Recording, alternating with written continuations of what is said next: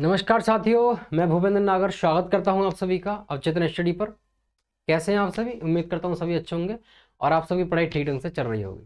साथियों, पिछली क्लास में हमने भारत के प्रमुख जलप्रपात यानी मेजर वाटरफॉल्स ऑफ इंडिया को पढ़ा था, कंप्लीट किया था।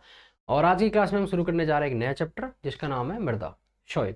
तो भारत में मृदा को हम पढ़ने वाले हैं, उसके कितने प्रकार होते हैं, किस प्रकार से मृदा का निर्माण होता है, कौन कौन से घटक उसमें शामिल होते हैं। तो आज हम पढ़ने वाले मृदा, सबसे पहले मैं यहाँ पर टाइटल लिख लूंगा उसका।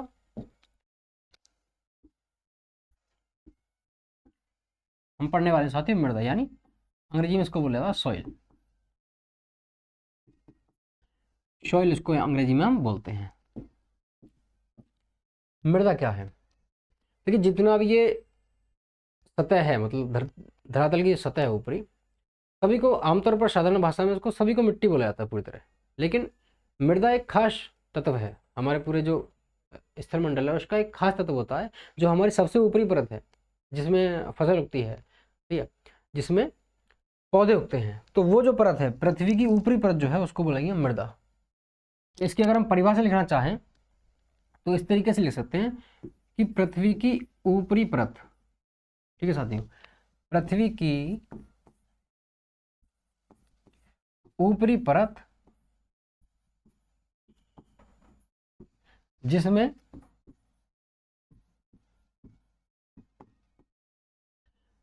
पौधों की वृद्धि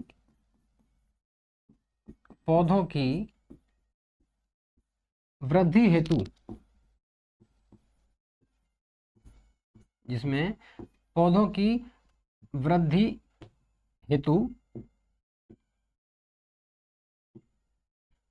हेतु आवश्यक तत्व पाए जाते हैं। आवश्यक तत्व पाए जाते हैं।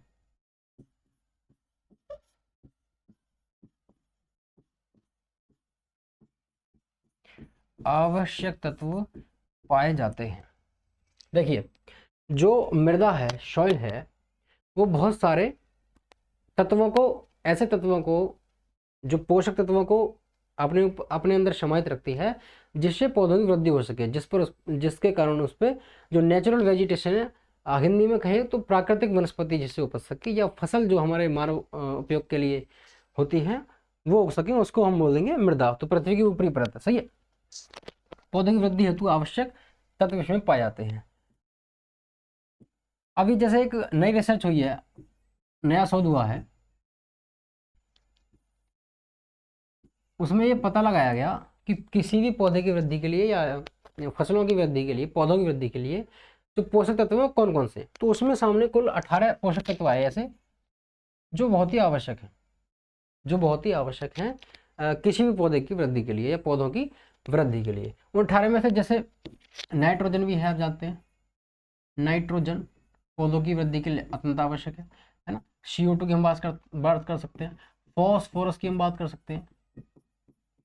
तो इस तरीके से 18 ऐसे तत्व सामने आए, पोषक तत्व, जो पौधों की वृद्धि के लिए जरूरी है, जो पौधों की वृद्धि में सहायक होते हैं।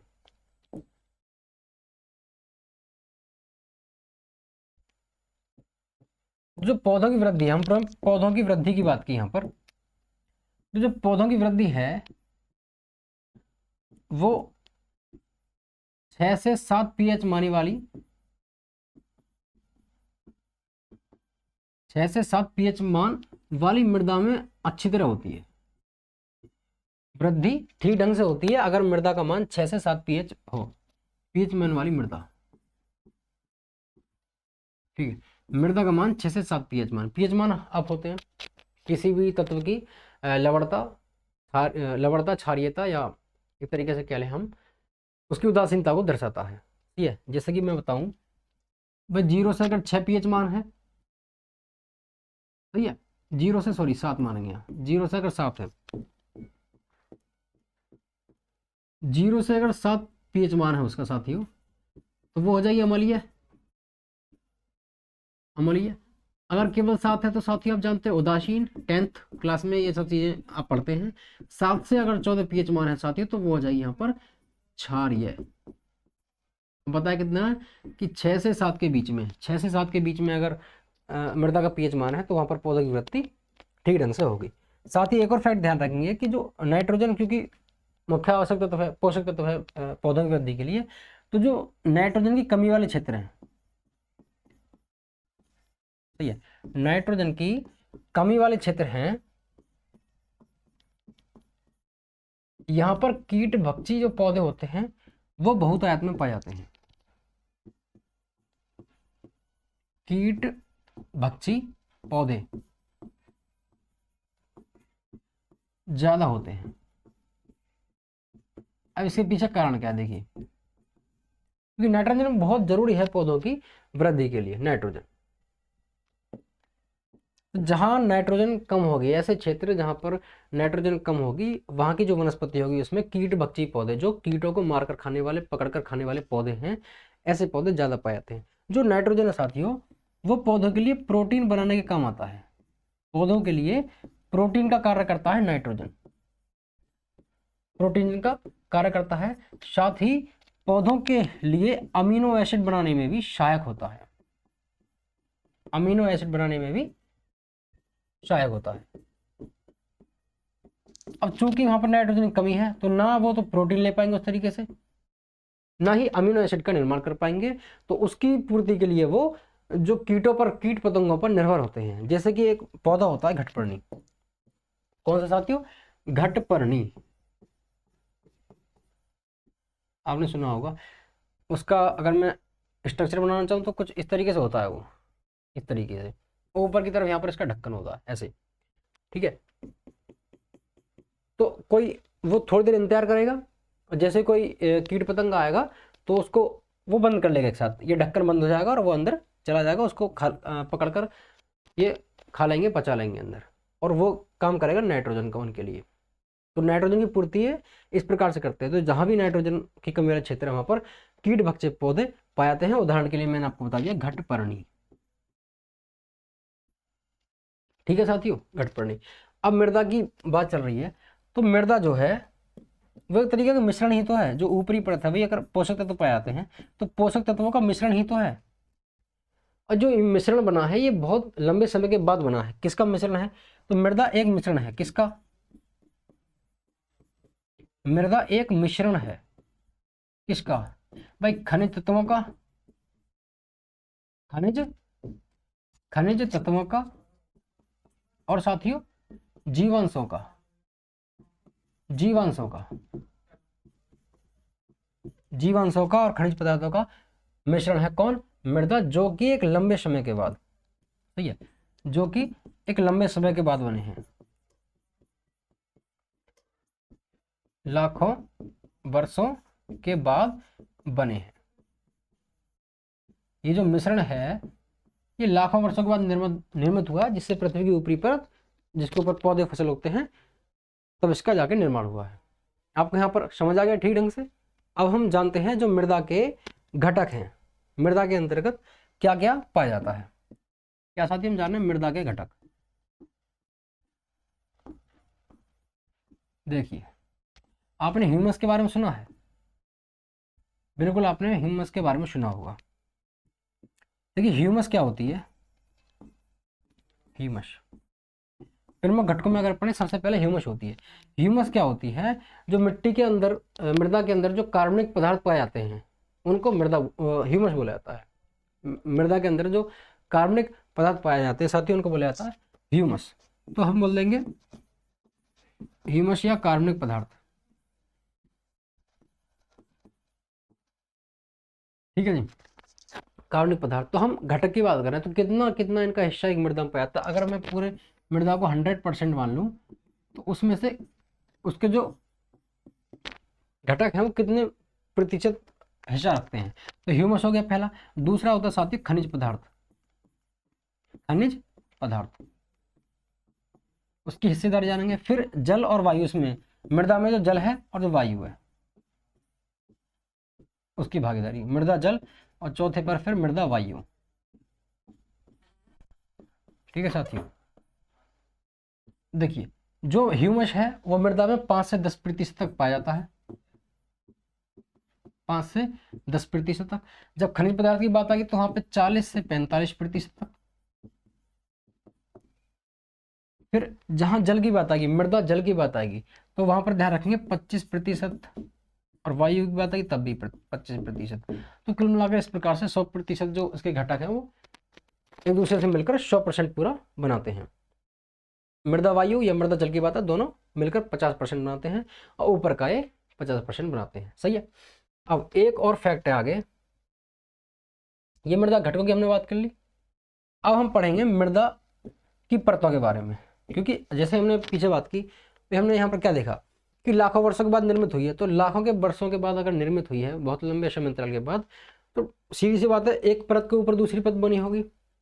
तो जब हम मृदा की ऊर्ध्वाधर काट देखते हैं, या मृदा को अगर चित्र के माध्यम से समझें, ये ग्राफ के माध्यम से समझे, तब हमको पता पड़ता है कि भाई एक दूसरे के परत परत के ऊपर परत चढ़ी हुई है। इस तरीके से इसके लेवल्स बने हुए हैं मृदा के, जो दर्शाता है कि बहुत लंबे समय के बाद जो हमारी ऊपरी परत है, जिसे हम मृदा बोलते हैं, सॉइल बोलते हैं, उसका निर्माण हुआ है। अब इसमें जो प्रत्येक परत है वो एक दूसरे से अलग है, दोनों का मतलब जितने भी हैं वो, उन सबका स्ट्रक्चर अलग है, उनके जो रासायनिक या भौतिक संगठन है, संरचना है, वो पूरी तरह अलग है। उसमें जो पाए जाने वाले अंदर पदार्थ हैं साथ ही वो भी बिल्कुल अलग है। ठीक है, तो हम परत को यहाँ पर समझने वाले हैं, मृदा की परतों को साथ ही हम यहाँ पर समझने वाले हैं। देखिए, प्रत्येक स्तर एक दूसरे से टोटली डिफरेंट है। अगर मैं बात करूं, जैसे ऐसे ये मान लीजिए मृदा स्तर है, लेवल्स हैं। तो सबसे पहले तो ये यही वाला एरिया होगा सबसे ऊपर, फिर यहाँ पर ये इस तरीके से, तो पहला वाला ये, दूसरा ये, तीसरा ये, चौथा ये। तो ये बहुत सारे लेवल मिले हैं। सबसे ऊपर हो जाएगी हमारे जहाँ पर पौधे हो रहे हैं। सही है, सबसे ऊपर वो क्षेत्र है जहाँ पर हमारे पौधे हो रहे हैं, ये वाला, ये हमारे सबसे ऊपर, सबसे ऊपरी भाग में पौधे हो गए। इस प्रकार से हम इसको यहाँ पर साथियों समझने वाले हैं, ये इस तरीके से ये मृदा के स्तर होते हैं। इनको अगर मैं नाम देना चाहूँ तो सबसे पहले होता है ओ, ए, बी, सी। ये कुल मिलाकर 4 इसके स्तर होते हैं मृदा के। इनको हम अगले भाग में समझने वाले हैं, देखेंगे। देखिए, यहाँ पर एक इमेज भी है जिसके माध्यम से आप ठीक ढंग से इसकी परतों को समझ पा रहे होंगे। तो साथ ही इस प्रकार से जो विभाजन होता है, परतों का विभाजन होता है, इसको साथियों बोला जाता है मृदा परिच्छेदिका। मृदा परिच्छेदिका स्तर के हिसाब से अगर इसको बोला जाए अंग्रेजी में, तो इसको सॉइल हॉरिजन बोलते हैं। क्या बोलते हैं? Soil horizon. ठीक है साथियों, सॉइल हॉरिजन। अब ये बहुत सारे स्तर हैं इसके, तो लिखेंगे मृदा का ऊर्ध्वाधर तरीके से जब हम बयान करते हैं, ठीक है, मृदा की परतों का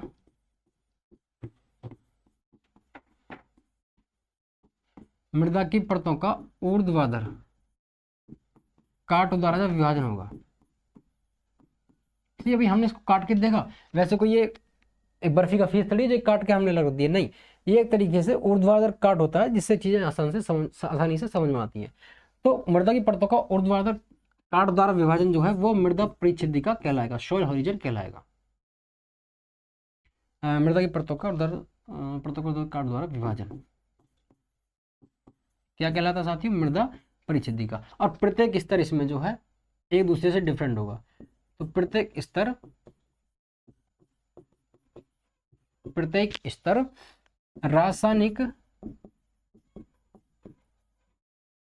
और भौतिक संरचना, भौतिक संगठन बोल सकते हैं, संगठन, पदार्थों के मामले में पदार्थों और संरचना में, यह प्रत्येक स्तर या संस्तर बोल सकते हैं। रासायनिक भौतिक संगठन पदार्थों और संरचना में एक दूसरे से भिन्न होता है, एक दूसरे से भिन्न होता है। देखिए, एक दूसरे से कैसे भिन्न होता है, अब मैं आपको यहाँ पर दिखाने वाला हूँ।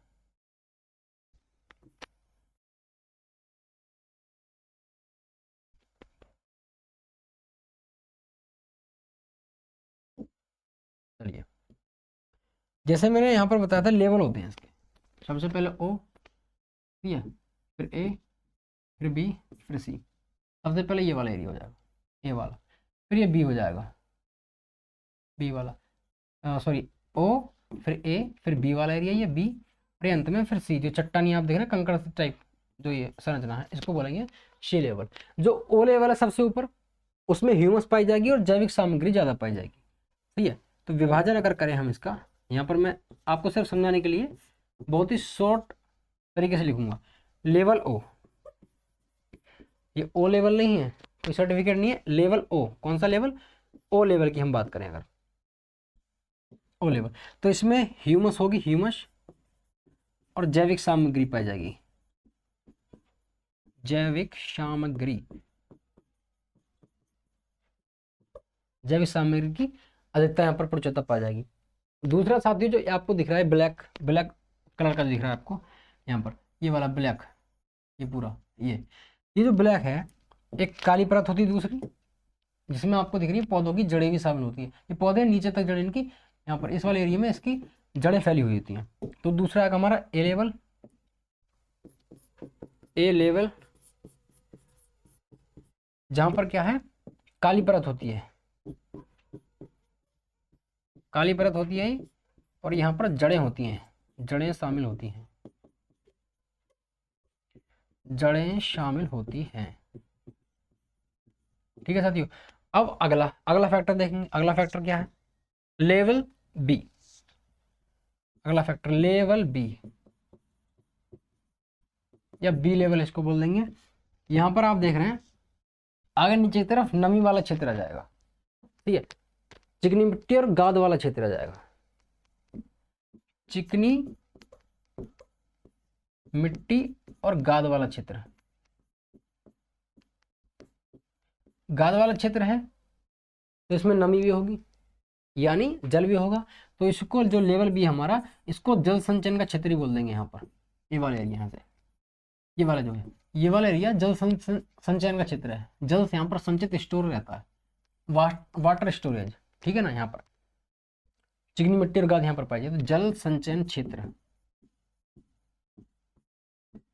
क्षेत्र होता है, जल संचयन क्षेत्र, वाटर स्टोरेज, ठीक है। उसके बाद अंतिम बचा हमारा लेवल सी।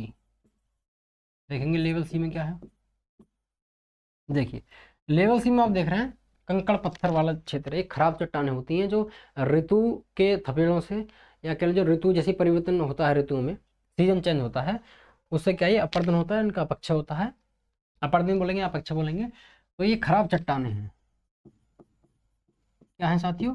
खराब चट्टानें, खराब चट्टानें हैं जिनका ऋतु के कारण, ऋतुओं के परिवर्तन के कारण क्या हो गया, क्षय हो गया है, ऋतुवत क्षय, जिनका ऋतु परिवर्तन से ह्रास होता जा रहा है लगातार। तो ये मृदा परिस्थितिका है, इसकी परतें हैं, ये ठीक ढंग से आप समझ गए होंगे। अब हम देखने वाले हैं भारत में जो मृदा पाई जाती है।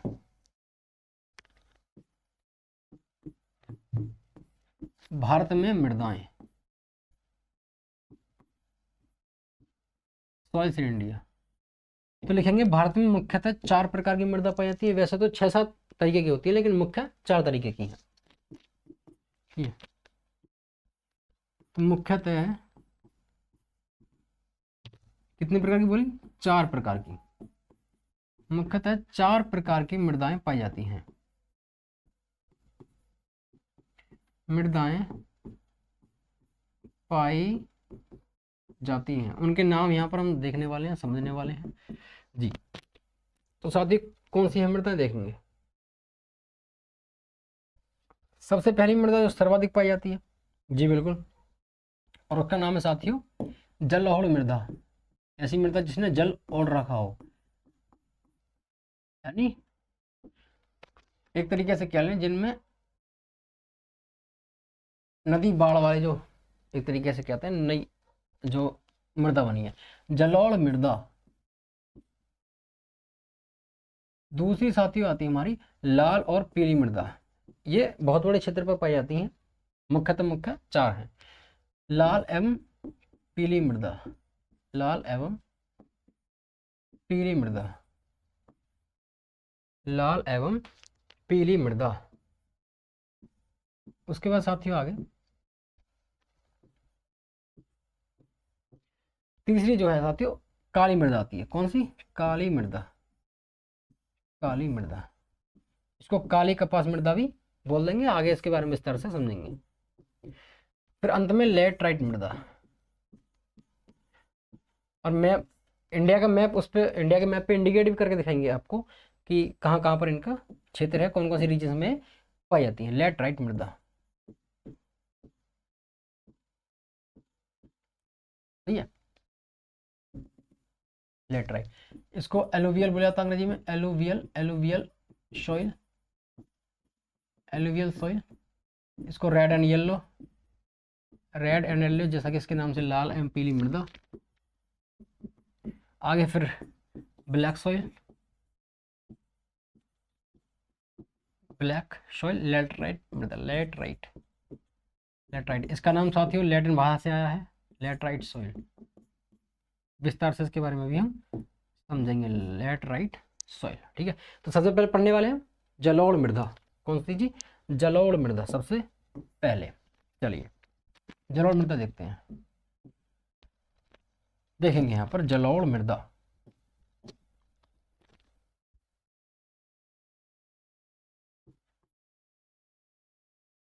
जलोढ़ मृदा, एलुवियल सॉइल।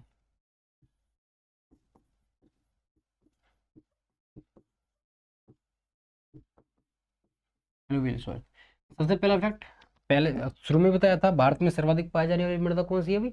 जलोढ़ मृदा। तो भारत में सर्वाधिक पाई जाने वाली मृदा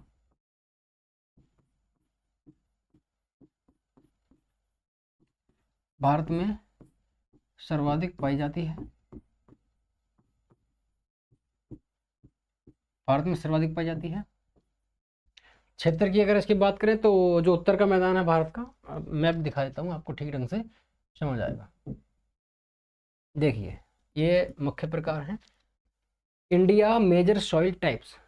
सही है, मुख्य प्रकार आपको दिखा रखा है। जो ये ग्रीन वाला, जो ये ग्रीन जो कलर है वो इंडिकेट कर रहा है फॉरेस्ट एंड माउंटेन्स, यानी कि ये जो एरिया साथी ये कर रहा है पर्वतीय मृदा को। कौन सी मृदा को? ये पर्वतीय मृदा है, जो ग्रीन है पर्वतीय मृदा, फॉरेस्ट एंड माउंटेनियस सॉइल। ठीक है, उसके आगे फिर ये एलुवियल दिखा रखी है। एलुवियल अभी आपको पता है जलोढ़ मृदा, ये वाला जो एरिया है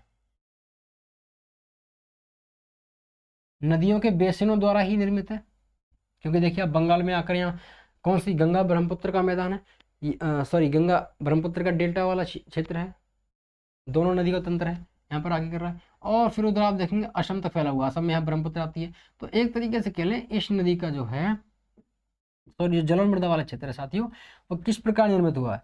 वो निर्मित हुआ है साथियों नदी बेसिनों के द्वारा, नदी बेसिनों के द्वारा। गंगा का मैदान कह लेंगे हम, ये गंगा का मैदान यहाँ पर देख लेंगे, ये वाला गंगा का मैदान। साथ ही आप साफ एलुवियल की बात करें, जलोढ़ मृदा की, सबसे पहले जलोढ़ी पढ़ रहे हैं तो उसके बारे में जानेंगे। और यहाँ पर ये तटीय जो मैदान है आप देख रहे हैं, तटीय मैदानों में भी इसकी अधिकता है, तटीय मैदानों में साथ ही इसकी अधिकता है। चलिए बाकी हम जानते चलेंगे। फिर ये बीच में जो ये वाला एरिया, जो ये ब्लैक सॉइल, ब्लैक सॉइल है, ये वाला आपको दिख रहा है बीच में, ये मेनली जो महाराष्ट्र वाला एरिया है ये ब्लैक सॉइल है। कौन सी सॉइल है? Black soil. उसके आगे जो अगली है ये है ये वाला, ये जो है जो पिंक पिंक आपको कलर दिख रहा है, पिंक कलर, ये जितनी भी साथियों ये है हमारी लाल और पीली मृदा, रेड एंड येलो सॉइल। यहाँ पर आप ये सेवन सिस्टर में असम को छोड़ दें अगर, तो ज़्यादातर, और थोड़ा सा अरुणाचल का हिस्सा छोड़ दें जो हिमालय की तरफ है उसको छोड़ दें, तो ज़्यादातर नॉर्थ ईस्ट में, उत्तर पूर्वी भारत में ज़्यादातर लाल और पीली मृदा का क्षेत्र है। हम किसको पढ़ रहे हैं? जलोढ़ को, यानी ये वाला रीजन, ये वाला रीजन तटीय मैदान। ठीक है, अब देखेंगे आगे। तो सर्वाधिक भारत में सर्वाधिक पाई जाने वाली मृदा जलोढ़ मृदा, एलुवियल सॉइल। और विस्तार की बात करें तो सर्वाधिक विस्तार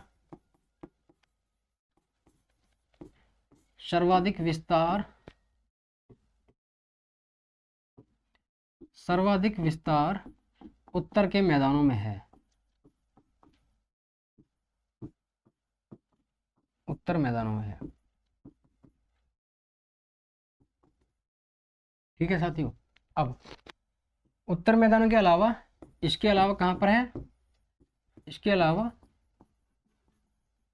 जो प्रायद्वीपीय नदी बेसिन है, जो प्रायद्वीपीय नदियों के बेसिन हैं या जो उनके जलग्रहण क्षेत्र हैं, जो प्रायद्वीपीय नदी बेसिन और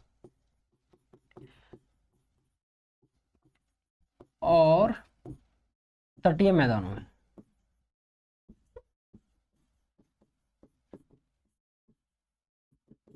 में भी इसका विस्तार है। सही है, में भी है। ये बात आप समझ गए। अब अगर हम यहाँ पर देखें, ये यहाँ पर अगर इसको देखें तो दो भागों में बटा हुआ है। यहाँ से यहाँ तक का जो एरिया है इसको बोला जाएगा यहाँ पर बांगर, क्योंकि ये पुरानी जलोढ़ होती है। ठीक है, तो यहाँ तक का जो एरिया है इसको बोला जाएगा साथियों बांगर, और आगे के एरिया को बोला जाएगा खादर। ये वाला एरिया बांगर और ये खादर। ठीक है, देखेंगे तो इसको बांगर खादर में बांटा जा रहा है। साथ ही एक और बात ध्यान रखेंगे कि यहाँ पे जो गंगा ब्रह्मपुत्र वाला एरिया जाएगा, यहाँ पर जूट का उत्पादन ज़्यादा होगा। क्या होगा, जूट का उत्पादन ज़्यादा होगा। जूट का उत्पादन पश्चिम बंगाल वाला जो एरिया है, जहाँ गंगा ब्रह्मपुत्र दोनों आकर मिलेंगी। लेकिन यहाँ तक जो है, यहाँ पर वैसी फसलें होंगी। यहाँ पर कैसी फसलें होंगी, जो हमारी अन्य खाद्य फसलें हैं। तो अब हम आगे आसानी से लिख सकते हैं। फसलों की अगर हम बात करें, फसलें फसलें ठीक है साथियों, फसलों की हम यहाँ पर बात कर रहे हैं जी।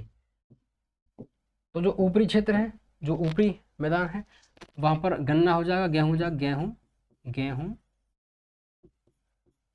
गेहूँ गन्ना, गेहूँ हो जाएगा, गन्ना हो जाएगा, चावल भी हो जाएगा, दाल, और जो तेल, जिन फसलों से तेल मिलता है, तिलहन बोला जाता है उनको, और तिलहन इस तरीके की। और जौ भी हो जाएंगे, यहाँ पर जौ भी हो जाएंगी, जौ है ना, जो भी बोल सकते हैं। तो सबको नहीं लिखा है मैंने, कुछ इंपॉर्टेंट लिख दिए हैं। उसके आगे जो ब्रह्मपुत्र वाला क्षेत्र है, गंगा ब्रह्मपुत्र का मैदान, या बंगाल वाला एरिया, बंगाल क्षेत्र है, तो यहाँ पर जो फसलें होंगी वो जूट उत्पादन हो जाएगा। वहाँ पर क्या हो जाएगा, जूट उत्पादन अधिक हो जाएगा, जूट उत्पादन अधिक। अब देखिए, इसका जो जलोढ़ मृदा का जो गठन है, जलोढ़ मृदा का जो गठन है, उसमें बलुई दोमट होती है और चिकनी मृदा होती है। बलुई और चिकनी मृदा गठन की अगर हम बात करें,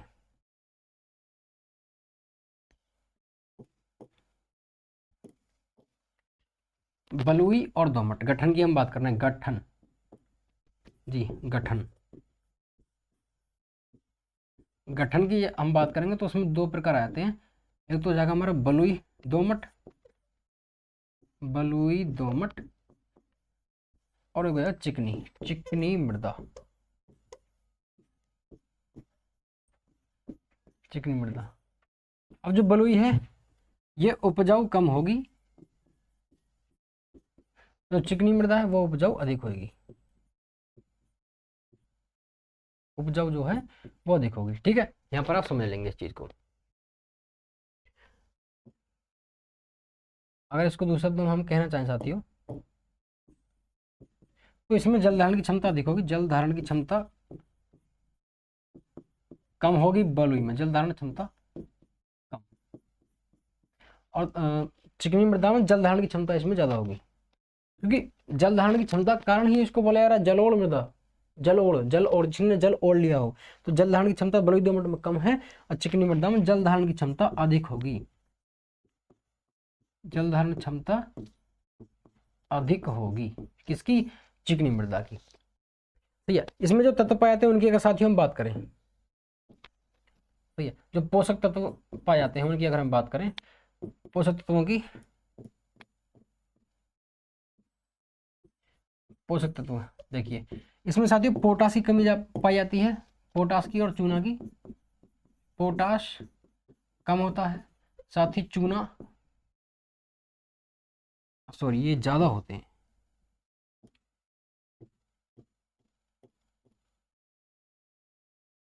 मिटा ही देते हैं एक तरीके से।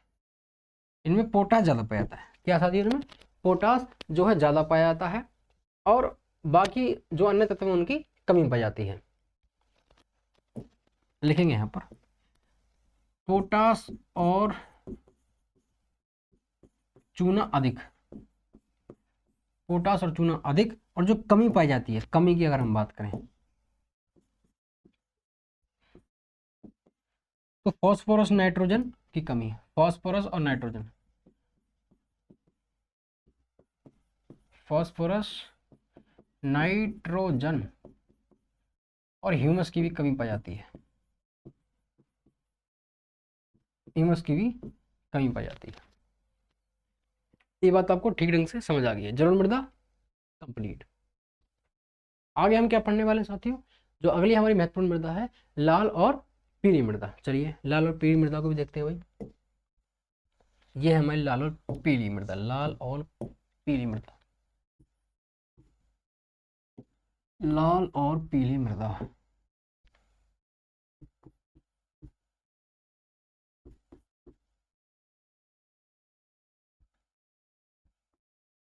लाल और पीली मृदा, ठीक है साथियों,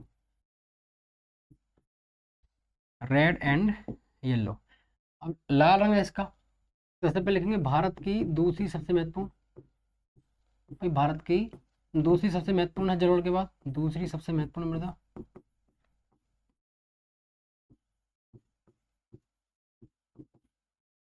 महत्वपूर्ण मृदा है, मृदा है। लाल रंग क्यों होता है, तो आयरन, आयरन को क्या बोलते हैं, जैसे हम लोहा है, लोहे को किस तरीके से दिखाते हैं, लोहा, Fe। आप पढ़ते हैं साइंस में जब उसका प्रतीक चिन्ह पढ़ते हैं, तो प्रतीक चिन्ह लोहे का Fe यानी फेरिक, फेरस, फेरस बोला जाता है, फेरस, सही है। तो फेरिक ऑक्साइड, फेरिक ऑक्साइड इसमें पाया जाता है और इसी के कारण साथियों कलर चेंज हो जाता है। फेरिक ऑक्साइड के कारण लाल रंग होता है, कारण लाल रंग होता है। फेरिक ऑक्साइड के कारण लाल रंग होता है।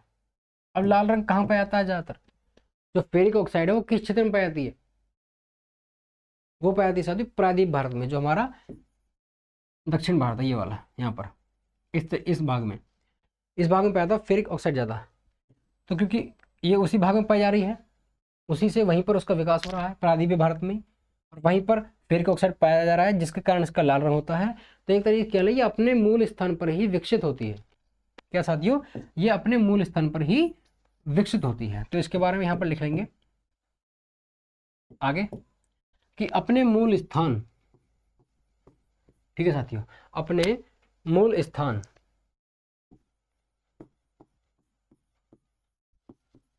अपने मूल स्थान पर विकसित होने के कारण, विकसित होने के कारण, विकसित होने के कारण, अपने मूल स्थान पर विकसित होने के कारण इसे मंडलीय मृदा या क्षेत्रीय मृदा, इसको मंडलीय मृदा या फिर या क्षेत्रीय मृदा भी कहते हैं, क्षेत्रीय मृदा भी कहते हैं, भी कहा जाता है, कहा जाता है। अब ये साथियों दो प्रकार की होती है, ध्यान रखेंगे, मंडलीय मृदा भी कहते हैं और क्षेत्रीय मृदा भी कहा जाता है, ये बात आप ध्यान रखेंगे। अब साथियों जैसा कि मैंने क्या बोला आपको, ये दो इनके कणों के आधार पर बांटे तो दो तरीके की होती है, एक तो महीन कणों वाली, एक मोटे कणों वाली, एक महीन कणों वाली है, एक मोटी कणों वाली, ठीक है साथियों। ध्यान रखेंगे कि जो बारीक कण है, महीन कण है, वो ज़्यादा उपजाऊ है, वो ज़्यादा उपजाऊ होते हैं, और जो मोटे कण है वो साथियों कम उपजाऊ होते हैं। जैसे हमने जलोढ़ मृदा के गठन की बात की भाई, बलुई दोमट और चकनी मृदा, इसी प्रकार इसके गठन की हम बात करेंगे। तो लिखेंगे एक तरफ लिखेंगे हम महीन कणों वाली और दूसरी साथियों महीन कणों वाली, और दूसरी तरफ महीन कणों वाली, और दूसरी तरफ मोटे कणों वाली, मोटे कणों वाली।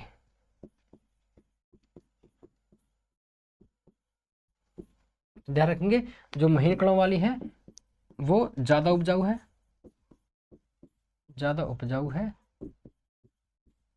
ठीक है। और जो मोटे कणों वाली है कम उपजाऊ है, कम उपजाऊ है। और क्षेत्र कौन कौन से हैं अभी बात के पीछे, कौन कौन से क्षेत्र में पाई जाती है जी, देखेंगे यहाँ पर।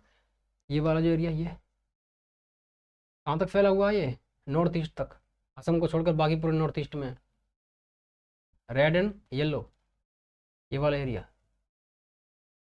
यानी कि प्रायद्वीपीय जो पठार है हमारा, यह प्रायद्वीपीय जो भारत है उसका सबसे दक्षिणी भाग है, साथ ही उड़ीसा और छत्तीसगढ़ का अधिकांशतः भाग है, उड़ीसा और छत्तीसगढ़ का अधिकांशतः भाग है। क्षेत्र की बात करें हम, चलिए इसको थोड़ा छोटा कर लेंगे ताकि बाकी जिसके क्षेत्र हैं उनको भी यहाँ पर समाहित कर सकें, लिख सकें। तो क्षेत्र लिख रहे हैं हम, क्या लिख रहे हैं, क्षेत्र। चलिए क्षेत्र, दक्षिण भारत है, दक्षिण भारत, उड़ीसा या उड़ीसा, और क्या, छत्तीसगढ़ वाला एरिया मुख्यतः, और छत्तीसगढ़ वाला एरिया प्लस में पूर्वोत्तर में फैली हुई है, सही है। तो यहाँ पर फिर हम कॉमा लगा देंगे, छत्तीसगढ़ यहाँ पर एंड लगाएंगे, पूर्वोत्तर में भी, पूर्वोत्तर में भी किसको छोड़कर, असम में, क्योंकि असम में कौन सी है, जलोढ़ मृदा, ब्रह्मपुत्र का मैदान जलोढ़ मृदा का निर्माण करता है, वहाँ पर तटीय मैदान भी जलोढ़ मृदा में है। छत्तीसगढ़ और पूर्वोत्तर में पाई जाती है कौन सी में, लाल, साथी लाल और पीली मृदा, रेड एंड येलो सॉइल। अब आगे क्या पढ़ने वाले हैं, आगे पढ़ने वाले काली मृदा जी, हमारी तीसरी सबसे महत्वपूर्ण मृदा। आप सुन रहे हैं काली मृदा, ब्लैक सॉइल, काली मृदा। चलिए इसके बारे में फैक्ट जान लेते हैं, क्या क्या इसके बारे में फैक्ट है साथ यहाँ पर जी। सबसे पहले काली मृदा काले कलर की है जी, ठीक है। तो इसका जो निर्माण है, इसका रंग क्यों है, इसके निर्माण में छिपा है। ये दरार जो पड़ रही है इसका भी कारण समझेंगे। तो इसका जो निर्माण होगा साथियों बेसाल्टिक लावा से होता है। जब हमारे ज्वालामुखी होते हैं, ठीक है, उनमें से लावा निकलता है, तो जो बेसाल्टिक लावा निकला, वो बेसाल्टिक लावा गुण क्या है, वो जो बहुत जल्दी ठंडा हो जाता है, तो ये निकला। और ये एक तरीके से कह लें कि सीढ़ीदार इसकी परत बनी, और जाके जम गया, ठंडा हो गया, कुछ समय बाद टूटा, उससे मृदा बनी। क्योंकि काले रंग का होता है, कैसे रंग का होता है, काले रंग का बेसाल्टिक लावा, वो जब टूट गया, महीन कणों में बट गया, तो उससे काली मृदा का निर्माण होता है। तो लिखेंगे भाई, तो इसका निर्माण दरारी उद्भेदन की बात चल रही है ज्वालामुखी की, दरारी उद्भेदन के लावा से, के बेसाल्टिक लावा से, लावा कौन सा, बेसाल्टिक लावा, लावा से हुआ है, सही है, बेसाल्टिक लावा से साथ ही इसका निर्माण हुआ है।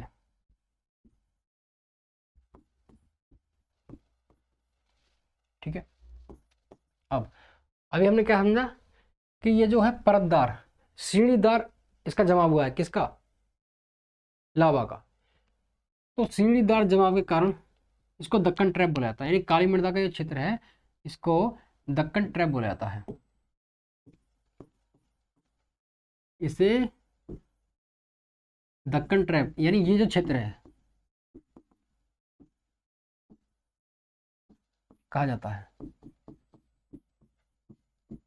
देखिए दक्कन ट्रैप वो एरिया जिसमें, जहां पर ये फैला है, बहुत सारे क्षेत्र हैं इसके, मुख्यतः महाराष्ट्र वाला, क्योंकि दक्कन ट्रैप वाला जो एरिया है, देखिए अगर मैं आपको मैप समझाऊं तो आप बेहतर समझ पाएंगे। देखिए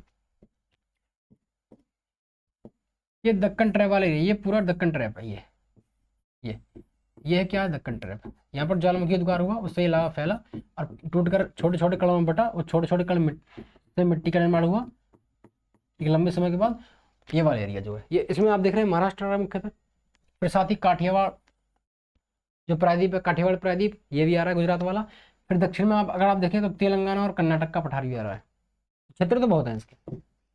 ये मुख्यतः महाराष्ट्र में फैला हुआ है, इसलिए इसको बोला जाएगा दक्कन ट्रैप। कहाँ पर है?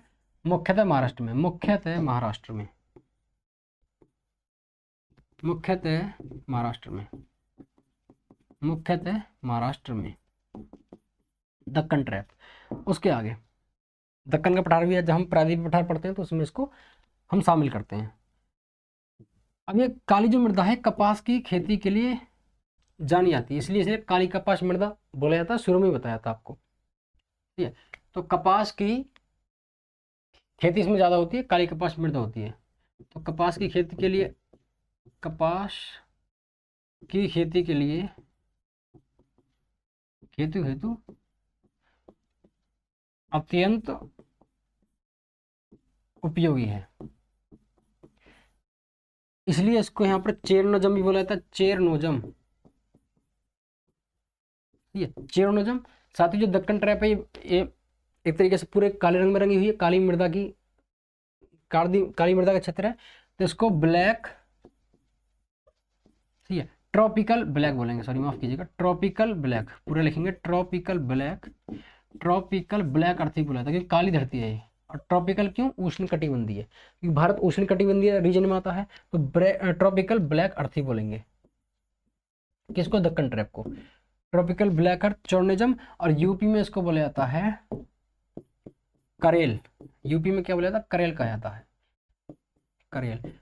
तो काली मृदा, काली कपास मृदा, चेरनोजम, ट्रॉपिकल ब्लैक अर्थ और करेल यूपी में बोला जाएगा, भी कहा जाता है, कहा जाता है।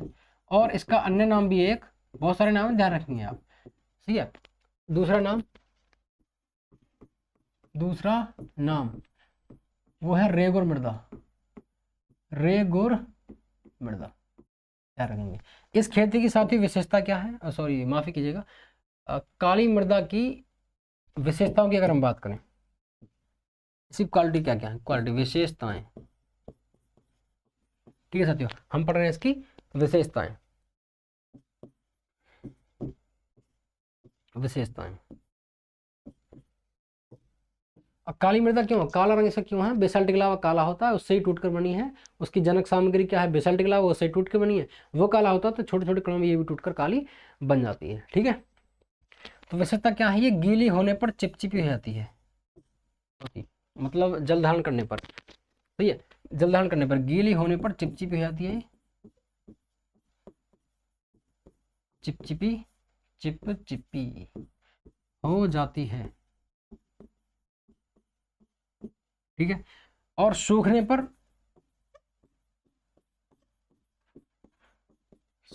इसमें दरारें पड़ जाती हैं। आपको ये दरारें दिख रही होंगी, दरारें इसलिए आपको इमेज इसलिए मैंने इसलिए था कि आपको ठीक ढंग से समझ आ जाए। सूखने पर इसमें दरार पड़ जाती है, दरारें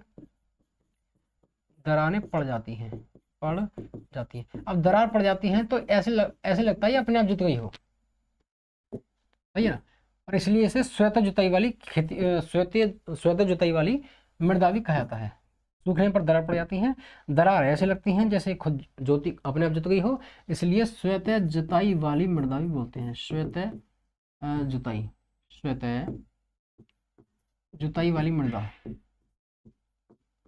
स्वतः जुताई वाली मृदा भी कहते हैं, कहा जाता है,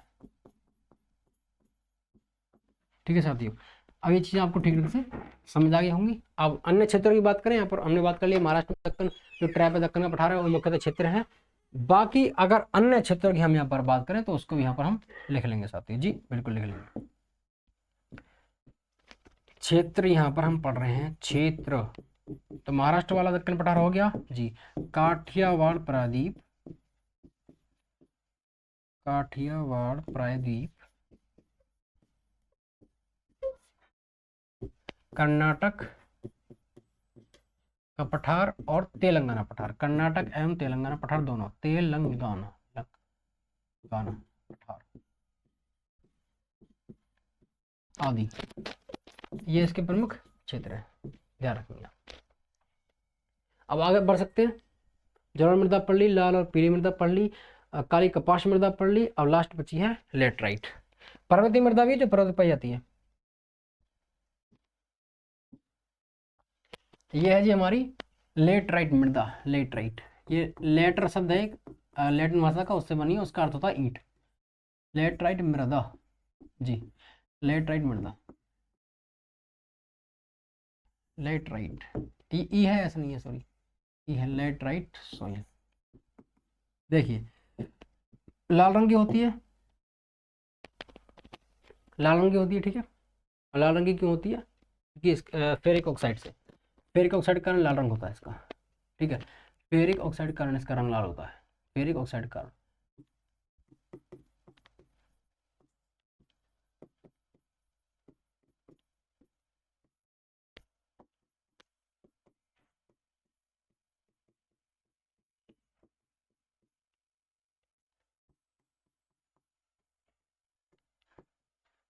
ठीक है भाई, बहुत कम उपजाऊ मृदा होती है, बहुत ज़्यादा कम उपजाऊ मृदा होती है, यहाँ पर ध्यान रखेंगे।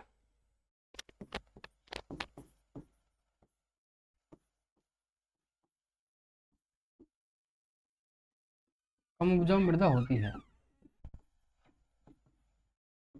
कम उपजाऊ मृदा होती है, कुछ फसलें होती है इसमें, ठीक है, कुछ फसलें इसमें हो जाती हैं, जैसे रबड़ होती है, कॉफ़ी, रबड़ और कॉफ़ी, और ये रोपण फसलों में आती हैं, कॉफ़ी और रबड़ दोनों ही, ध्यान रखेंगे। ये कौन सी है? रोपण फसलें। जब हम इसके आगे का अगला चैप्टर पढ़ेंगे कृषि के बारे में, तो विस्तार से पढ़ेंगे कि रोपण फसलें कौन सी होती हैं, रोपण कृषि क्या होती है। तो कॉफ़ी और रबड़ी आती है। अन्य फसलों में अगर बात करें हम,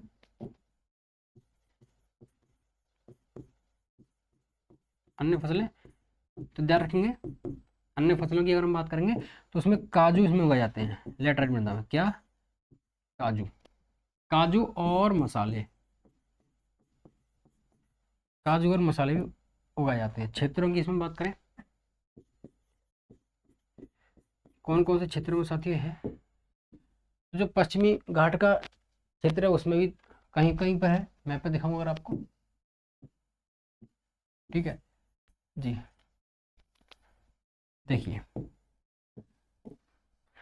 कौन सी है लेटराइट, ये वाली है, सही है। तो मैंने आपको बताया था पश्चिमी घाट का ये वाला क्षेत्र बताया था आपको अभी, बिल्कुल ये पट्टी है छोटी सी यहाँ पर। और दक्षिण भारत में कहीं कहीं बीच में टुकड़े दिख रहे हैं आपको जी, बिल्कुल यहाँ पर भी है थोड़ा थोड़ा ये वाला एरिया। तो छोटा नागपुर बोल सकते हैं, पश्चिमी घाट बोल सकते हैं, छोटा नागपुर का एरिया थोड़ा बहुत, और पश्चिमी घाट का।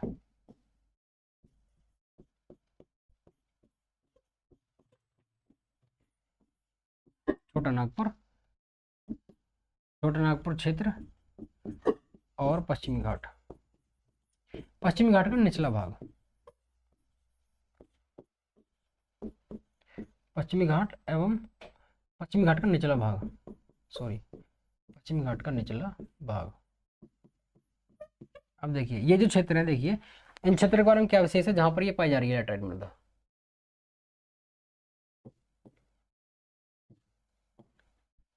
ये उन क्षेत्रों में पाई जाती है, अगर क्षेत्र की हम बात करें, उन क्षेत्रों में पाई जाती है जहां पर तापमान ज्यादा होता है और वर्षा भी ज्यादा होती है, वर्षा ज्यादा होती है, तापमान भी ज्यादा होता है। तो उच्च ताप एवं उच्च वर्षा, उच्च ताप एवं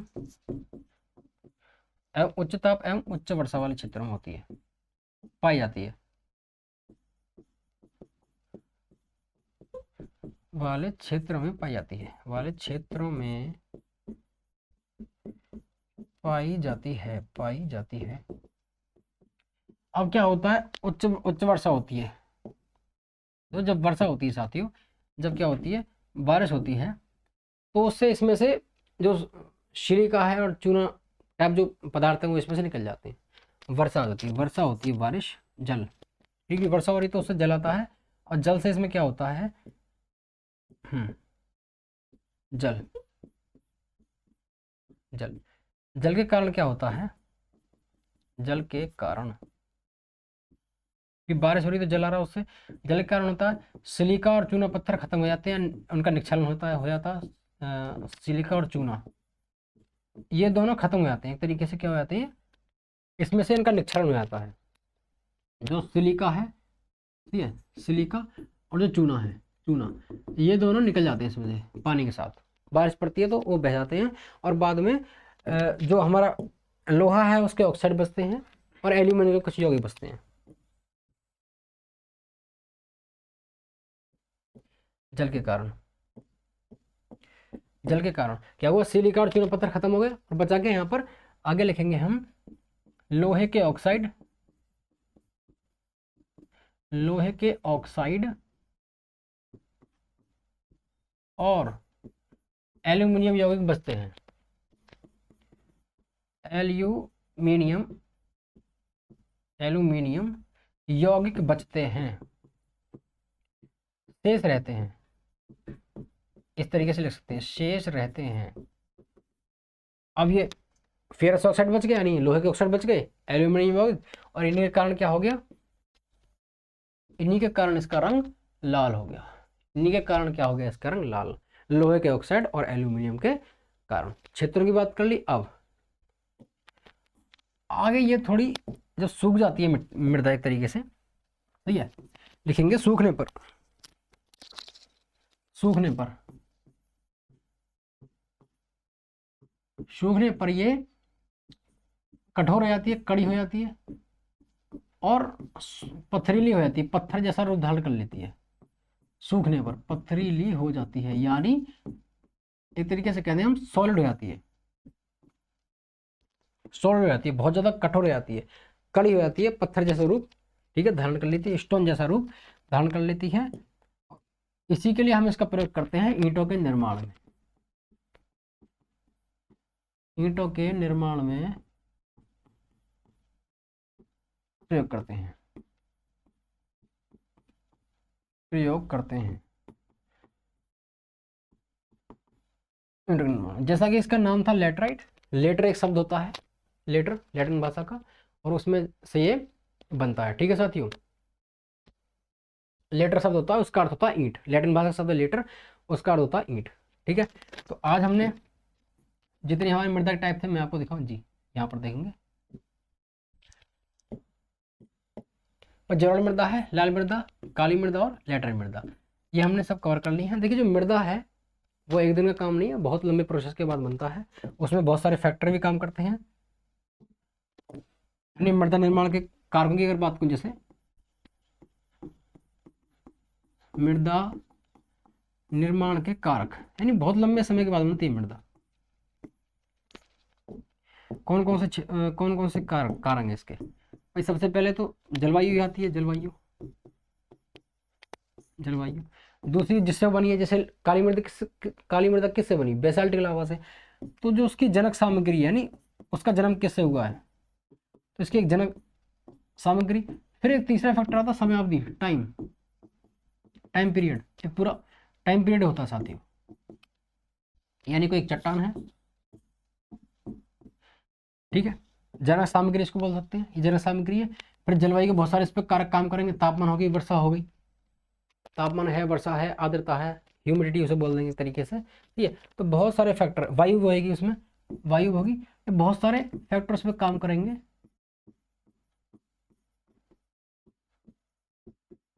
इस चट्टान पर, और इसका धीरे धीरे क्या हो जाएगा साथियों, अपक्ष हो जाएगा।